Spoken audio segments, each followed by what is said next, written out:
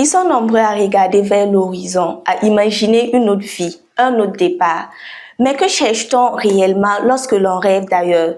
Chaque année, des millions de personnes nourrissent le projet de partir avec l'espoir d'un avenir meilleur. Pour certains, l'ailleurs représente une chance de se construire autrement.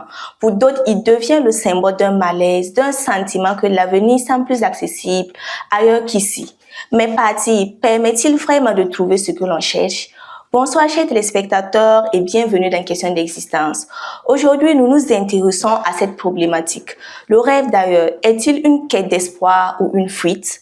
Pour analyser ce phénomène sous le regard des sciences sociales, nous recevons un sociologue, camarade Basile Farga. Bonsoir et bienvenue. Bonsoir et mon salut particulier à tout le personnel également. Merci pour votre disponibilité. Je vous en prie et merci beaucoup. Alors, Monsieur Farga, quand on parle d'ailleurs, de quoi est-ce qu'on parle exactement? Ailleurs, très belle question. Quand on parle souvent ailleurs, c'est autre que chez soi. Ça veut dire un lieu où soit on est un inconnu, ou peut-être il y a plus mieux que ce soit, justement pour que tu puisses j'allais dire, remplir ce manque justement de besoins qui t'anime. Ailleurs aussi peut être quand même un lieu de refuge, de sécurité, si toutefois la cause qui justement t'envoie de l'autre côté est une raison soit naturelle ou bien peut-être une crise qu'on peut peut-être estimer. Donc ça peut être peut-être nourri ou bien le lieu ou la destination de l'espoir, la destination de l'envie, ou la destination donc de refuge, si toutefois on est manifesté par une force extérieure qui vous oblige justement peut-être de vous chercher autrement. D'accord. Et dans le cas où une personne habite à Komiseri par exemple, et la personne se retrouve elle est à Komiseri et se retrouve à Ouagadougou, est-ce qu'on peut parler d'ailleurs dans ce cas-là? Oui, en termes simples, en me basant sur la définition simple qu'on a donnée au départ, tout lieu qui n'est pas chez vous est un ailleurs. Mais maintenant, il y a une distinction à faire à ce niveau parce qu'il y a la question du territoire qui est là. La question donc de l'espace social déjà qui est là. Par exemple, si vous faites de l'exode, vous quittez justement de la campagne à la ville, ça c'est de l'exode. Mais on peut dire justement qu'il y a toujours ce sentiment d'appartenir à ce territoire-là. Donc, c'est-à-dire, le changement n'est pas largement grand comme ça, comme si vous quittez le Burkina Faso et que vous partez dans un autre pays où les forces étrangères, justement, de vous proprement dit d'une manière culturelle, elle va vous impacter autrement. Ça veut dire que vous êtes plus étranger si vous quittez donc votre territoire que si vous faites de l'exode. Ça veut dire si vous faites de l'immigration, ça c'est même plus différent que lorsque vous faites de l'exode. Ici au Burkina, les gens viennent ici par le commerce, ils viennent à Ouagadougou, ils peuvent faire et puis il y a moins de restrictions. Mais quand vous quittez le Burkina Faso, vous partez ailleurs, il y a plus de restrictions, ainsi de suite. Et pourquoi est-ce que l'ailleurs a une force dans l'imaginaire collectif, particulièrement chez les jeunes? Bon, en fait, c'est culturel. Voilà, c'est culturel, c'est le contact culturel. Alors, il y a également le manque de volonté de régler aux problèmes pressants de la société. À un moment donné, quand vous n'arrivez pas à satisfaire vos envies de travailler, vos envies d'être à l'aise, vos envies effectivement, donc ailleurs serait peut-être l'Eldorado que chez vous, que ce soit. Donc, pour dire que les jeunes aujourd'hui, par manque d'emploi, par crise, ou même peut-être même par réserve, ils peuvent justement peut-être penser à aller ailleurs. Donc l'attractivité de l'ailleurs ou peut-être même de l'aventure, en un mot, peut être due effectivement par force culturelle, par force de contact culturel, parce que quand deux cultures se croisent, forcément, il y a choc. Et quand il y a choc, soit il y a une résistance ou une domination. Donc quand il y a ces deux faits, ces deux actions-là, il y va de soi effectivement qu'il y ait des dommages collatéraux, des gens qui n'auront rien, ils peuvent être sous l'influence nette donc de la culture qui aurait eu, en tout cas pris le dessus. Les crises aussi sont justement peut-être l'exemple. De 2015 à aujourd'hui, le terrorisme est une cause qui a obligé beaucoup de jeunes ou beaucoup de parents de quitter le Burkina Faso pour aller ailleurs. Alors donc, pour des questions donc de manque de résistance, il y a les catastrophes naturelles qui peuvent obliger des jeunes, où il y a le système effectivement de parenté, où à l'intérieur on peut trouver le mariage qui peut être justement une cause qui oblige certains effectivement d'aller avec toute leur famille ailleurs pour vivre avec justement peut-être leur nouvelle aventure. D'accord, mais est-ce que ce phénomène-là existait avant, bien ces dernières années, c'est devenu plus récurrent? Alors, il faut noter que ça existait avant, parce que anthropologiquement, il faut noter qu'il y a des faits qui étaient là, et même des questions de langue, hein, des questions d'ethnie, voilà, parce qu'il y a ce qu'on appelle la diffusion. Quand deux ethnies se croisent, deux sociétés se croisent, ou deux cultures rentrent en contact, il y a une diffusion. Et cette diffusion peut jaillir et engendrer effectivement un certain nombre de déplacements et d'envie d'aller ailleurs. Et d'ailleurs, notons quelque chose effectivement que, prenez l'histoire donc du Burkina Faso et de la Côte d'Ivoire. Même si par besoin de main d'œuvre, on est venu effectivement transporter des Burkinabés pour aller en Côte d'Ivoire dans les centres de plantation. Rappelons que dans l'imaginaire burkinabé, dans la culture justement burkinabé, il avait ce qu'on appelait effectivement l'envie d'aller ailleurs, parce que il y a une certaine proximité entre notre culture en tant que burkinabé et la terre. Donc, quitter ici et aller chercher ailleurs, parce que la sécheresse également a été une cause. Il y a des gens, par exemple, du nord, ex-nord, ça veut dire le Yadga ou peut-être même le Sahel, l'Iptako, qui ont quitté par manque, par arrêté de pluie, aller justement dans le Grand Ouest pour se chercher. Alors ça, c'est une cause. Comme on peut quitter ici, aller en Côte d'Ivoire, comme on peut quitter ici, aller au Ghana, et voilà pourquoi ce qui explique effectivement la grande masse burkinabé au niveau de sa diaspora qui est à l'extérieur. Et quand vous regardez, quelqu'un me disait, pour une virgule là, pourquoi si vous partez dans un pays et que vous fouillez, vous ne trouvez même pas un seul burkinabé, il faut quitter ce pays. Alors pour dire que ce n'est pas des gens qui partent pour aller justement peut-être s'aimer du désordre. Et rarement on voit peut-être des Burkinabés dans un certain nombre de désordres. D'accord, vous avez donné de nombreuses raisons pour lesquelles les jeunes en particulier quittent le Burkina. Mais comment expliquer que certaines destinations sont des symboles de réussite? Pourtant, la réalité est tout autre. Donc, on ne peut pas réussir partout, mais il y a des pays où le système politique facilite la réussite, facilite et intègre en même temps ces jeunes qui partent à l'aventure. Mais dans d'autres contrées, quand vous partez rapidement, il y a un problème. Prenez par exemple l'exemple donc du système anglophone et le système justement français. Ça veut dire, et au début, après la colonisation, vous avez vu, ils sont venus et ils ont mis le business en place. Ils n'ont pas pensé de nous dominer jusqu'à un tel niveau. Donc voilà pourquoi c'est différent. Mais la France est venue et s'en est appropriée de presque tout, jusqu'à notre âme. Donc c'est ce qui fait qu'à un moment donné, quand vous finissez vos études, c'est systématiquement français. Donc la France semble être justement l'Eldorado, entre un apostrophe, que d'autres pays. Donc, il faut effectivement aller, parce que quand vous partez, par exemple, dans d'autres pays, il faut prendre, par exemple, une année pour apprendre la langue d'abord, ainsi de suite. Donc, la langue est un fil conducteur qui attire, qui gère l'attraction ou l'attractivité en termes donc de voyage ou d'aventure ou d'aller ailleurs. Et c'est aussi devenu un symbole de réussite. Quand quelqu'un finit, par exemple, quand ils sont bac et on dit la personne part à l'extérieur, c'est comme une bénédiction. Oui, en fait, il faut noter parce que c'est une grande problématique. Et c'est ça également aujourd'hui qui fait que les États là font face à un sérieux problème. Les gens, entre-temps, on a construit quelque chose qui nous oblige à penser que c'est ailleurs qu'on peut mieux se développer. C'est ailleurs qu'on peut mieux réussir. Mais pourtant, c'est faux. Et c'est ce qui a fait effectivement que notre révolution est en train de restaurer justement cette pensée-là. On peut aussi réussir au Burkina Faso. Il y a tout. On a taxé notre pays de pauvres, de terres arides, où il ne pleut pas, où on ne peut pas réussir, des pays de poussière, où peut-être il y a trop de chaleur, on ne peut pas réussir en tant que jeune aujourd'hui.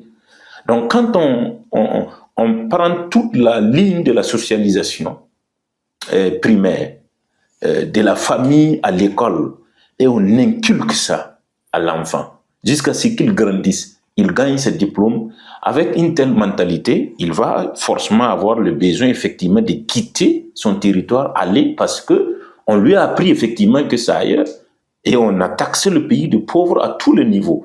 Voilà pourquoi Moré, on parle de l'Ebanwayiri. L'Ebanwayiri qui veut dire justement le retour aux sources, retour donc au pays d'origine. Et même souvent on fait le bailli d'arrêt pour montrer ce qu'on a comme justement force.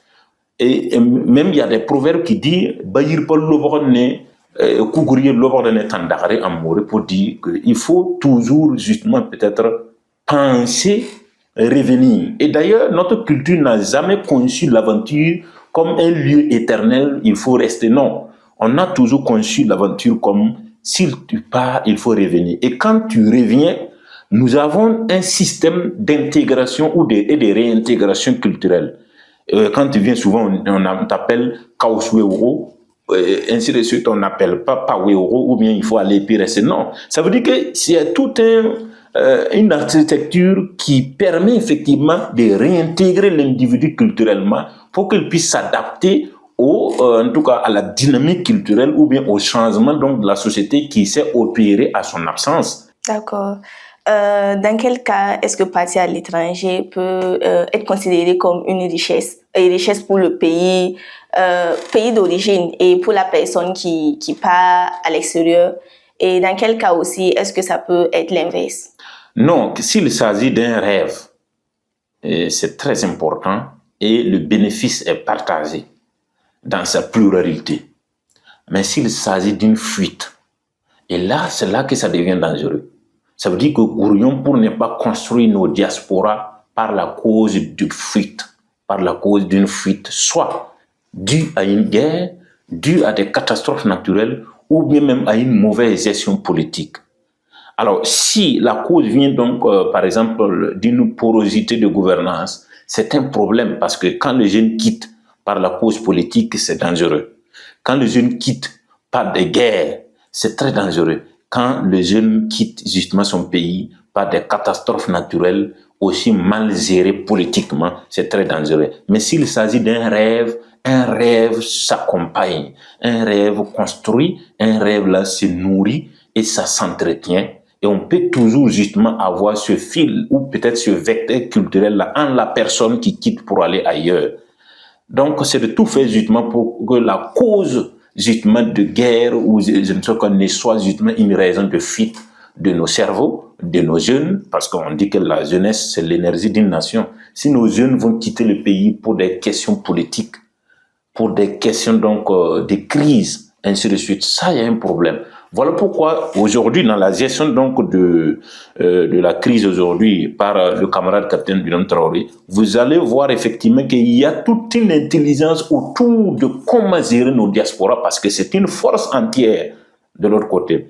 Et de tout faire pour que nos jeunes ne quittent plus pour des raisons politiques et aller se réfugier ailleurs. Donc tout ça, ça émane d'une gestion très intelligente et d'une gestion collective. Donc c'est ce qu'il faut justement. Donc on peut réussir mais d'une manière calculée et entretenue lorsqu'il s'agit d'un rêve nourri, entretenu et encouragé même par la famille. Souvent, la famille accompagne pour qu'ils partent soit étudier ailleurs. Vous avez vu qu'il y a une note tout de suite qui dit qu'il faut que l'État autorise les gens, les étudiants qui veulent aller étudier ailleurs. Tout ça, c'est un mécanisme qui prépare du fait, effectivement, que les gens ne quittent pas le pays, ne fuient pas le pays. Vous pouvez justement peut-être quitter le pays pour aller dans l'optique d'un rêve que vous voulez accomplir, aller justement avoir une nouvelle intelligence, une nouvelle connaissance que le pays n'en a pas et revenir servir le pays. Ça, c'est dans une méthodologie bien calculée et entretenue, bien orientée. Mais s'il s'agit de fuir parce qu'il y a la sécheresse, parce qu'il y a le désert, parce que non, de toute façon, Dieu a créé chaque pays et les problèmes que vous vivez, traduisez ces problèmes-là en opportunités pour maintenir vos jeunes. Et c'est ce que justement peut-être d'autres pays ont fait. Il y a des pays qui n'avaient pas la mer, ils l'ont tiré. Il y a des pays où il ne pleut pratiquement pas, mais on appelle là-bas l'Eldorado, où certains même voyagent pour aller faire des selfies et puis peut-être même penser que c'est vraiment en tout cas la meilleure. Il faut aller accoucher aussi. Ah ben oui, voilà, vous voyez. Donc c'est des choses comme ça, il faut avoir des choses très basiques comme des hôpitaux pour soigner les gens et des grandes écoles pour éduquer vos jeunes et effectivement des grandes universités pour justement former vos jeunes et les employer, les grandes entreprises, les grandes usines pour former et employer effectivement vos jeunes. Ce sont ces genres de choses-là qui maintiennent nos jeunes pour qu'ils ne quittent plus. D'accord, vous avez parlé tantôt de retour après les êtes partis à l'étranger. Est-ce que le retour souvent c'est pas compliqué? Est-ce que c'est facile? Peut-être que c'est ça qui retient certains à l'étranger. Parce que j'ai une connaissance qui est à l'étranger, ça vaut 20 ans, mais la personne n'est jamais revenue. Oui, en fait, le problème est que, vous savez, notre culture a une étiquette. Et quand vous partez à l'aventure et que vous ne réussissez pas, c'est un problème de revenir si on ne fait pas tout pour vous ramener.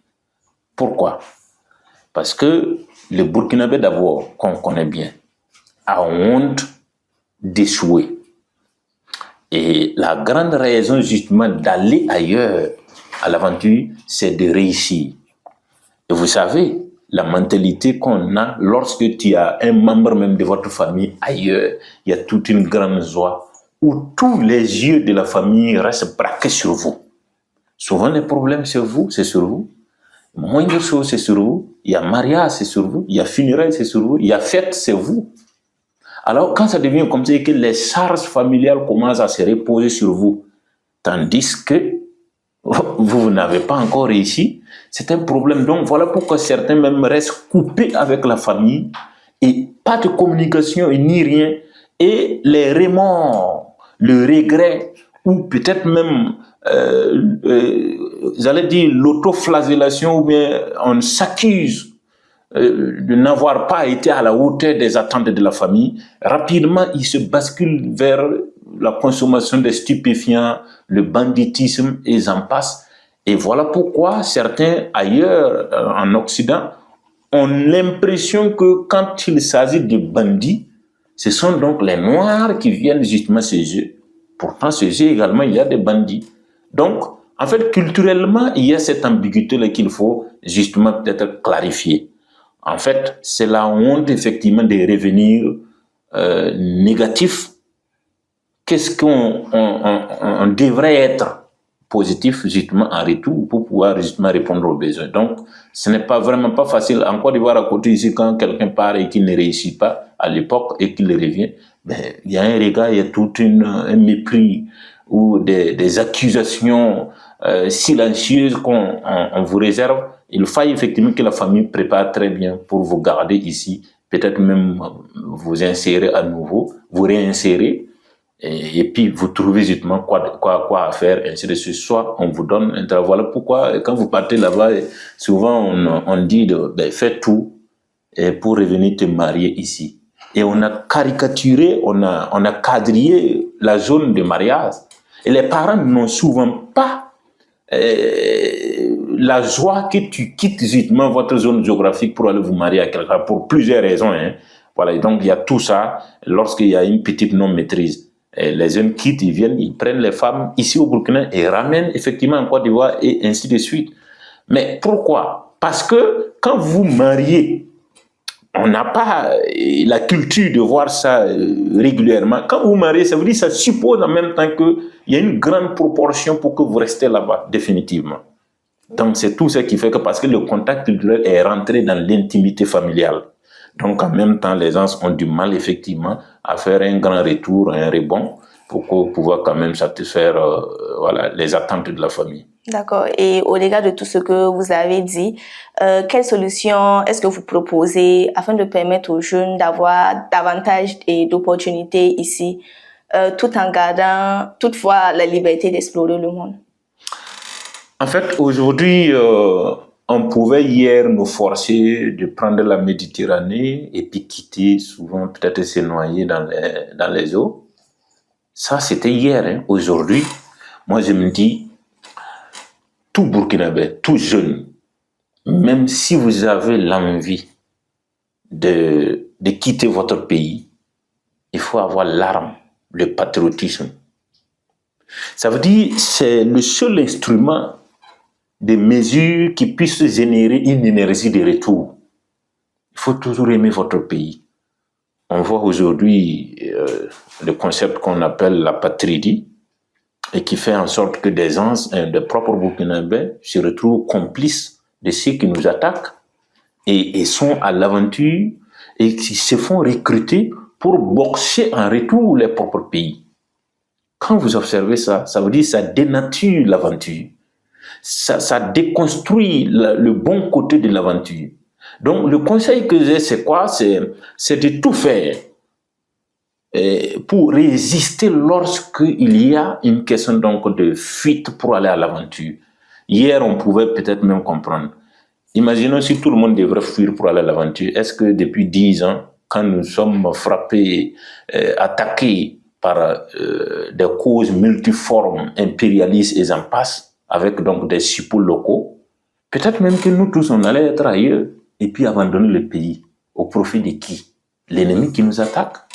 Donc, l'arme qui puisse résister face à l'agresseur qui vient de l'extérieur, c'est effectivement le patriotisme, aimer votre pays et de le défendre coûte que coûte jusqu'au prix de votre vie. Est-ce qu'il ne faudrait pas aussi créer des opportunités? Oui, parce que le problème, c'est quoi? Le patriotisme n'est pas caricaturé à une catégorie de personnes. J'ai dit, c'est jusqu'au plus haut sommet de l'État. C'est parce que hier, au temps démocratique, entre-temps, quand tout était ambigu, on avait des gens moins patriotes à la tête du pays. Et qu'entre-temps, nos parents nous disaient, on a caricaturé quand tu es politique, on dit, ah ouais, mais c'est un escroc. Je crois que le chef de l'État avait fait voilà, une petite interview autour de ça en évoquant la question. Non, la politique, voilà. Et les bonnes personnes se sont résignées et se sont isolées de la politique et on a laissé les idiots arriver au pays, en tout cas à la tête du pays et nous diriger. Et rapidement, ils ont mis un sentiment de désamour à la nation. Et peut-être même on a désintégré les Burkinabés de leur propre pays. Et d'autres même avaient l'envie de déposer les nationalités et aller chercher d'autres nationalités ailleurs. Je crois qu'il y a eu 27 personnes qui se sont résignées de leur nationalité ici, c'est en 2022, hein, on se rappelle très bien. Ça, on ne devrait pas voir ça. Et pour lutter contre justement un ennemi, il faut restaurer le sentiment d'appartenir à la nation. Le sentiment d'appartenance qui devient comme une force collective qui puisse vous unir davantage dans la cohésion pour protéger le pays et créer les opportunités. Parce qu'aujourd'hui, ce manque de volonté politique qui n'a pas créé les opportunités, qui a laissé, effectivement, quand vous prenez entre-temps les concours et puis les postes à pourvoir et puis les nombres de candidatures, vous pensez que ces jeunes diplômés qui finissent les études et qui sortent, qui n'ont pratiquement rien, ben, quand les ONG vont venir d'ailleurs là, et on les recrute avec le moindre de compétences pour aller les former davantage et les outiller, ben, c'est fini. Ben, chacun est redevable à ceux qui l'ont fait. Donc il faut que, effectivement, la révolution est venue pour restaurer tout ça et en train de créer les opportunités chaque année, ainsi de suite, pour que les jeunes ne puissent plus quitter par manque d'emploi, les jeunes ne puissent plus quitter par la guerre, les jeunes ne puissent plus quitter le pays, aller ailleurs, parce que quelqu'un, effectivement, a pris son pain. C'est ça le problème, au fait. Donc, il faut régler tous les maux de la société pour permettre une certaine tranquillité sociale et les jeunes auront effectivement l'envie de construire le pays, d'être recrutés, de travailler, ou soit, quand il va vouloir effectivement quitter le pays, c'est aller acquérir une nouvelle connaissance technologique aujourd'hui et revenir effectivement construire son pays et non quitter définitivement pour aller rester. Monsieur Farah, malheureusement, nous sommes pris par le temps. Et pour finir sur une note personnelle, vous en tant que sociologue, est-ce que vous voudriez quitter le Burkina? Et pour quelle raison? Il fut un temps où j'ai voulu quitter le Burkina.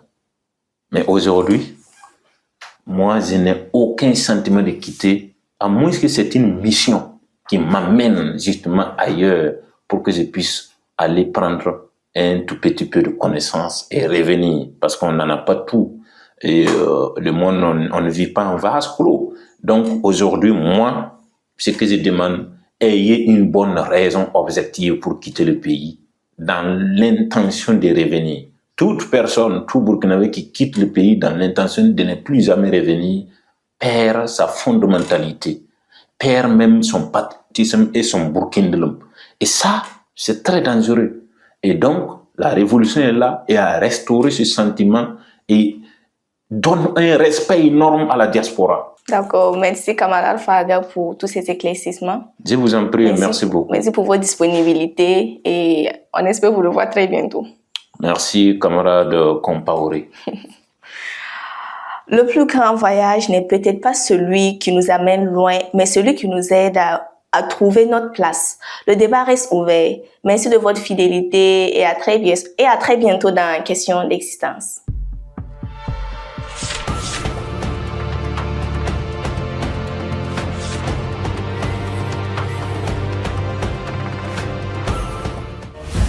Fadi Mao TV, les racines de l'actu.